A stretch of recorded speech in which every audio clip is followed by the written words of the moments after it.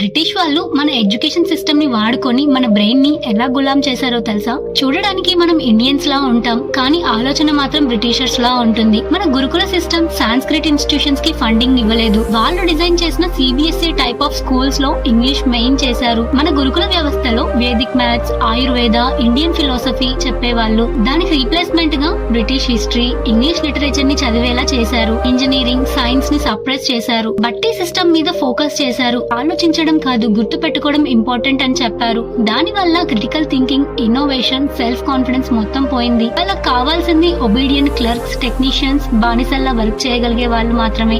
మనలో thinking power ని, ఆలోచించే శక్తిని అణిచివేసి బానిసలుగా డిజైన్ చేశారు. ఈ సిస్టమ్ యొక్క సైడ్ ఎఫెక్ట్స్ ఇంకా పోలేదు. ఇంగ్లీష్ మాట్లాడితే మహాన్ అంటారు, సాంస్క్రిట్ మాట్లాడితే బ్యాక్వర్డ్ అంటారు. ఇన్నోవేషన్ కాదు, మార్క్స్ గురించి మాత్రమే ఆలోచిస్తున్నారు. గవర్నమెంట్ జాబ్ వస్తే సక్సెస్ అని నమ్ముతారు.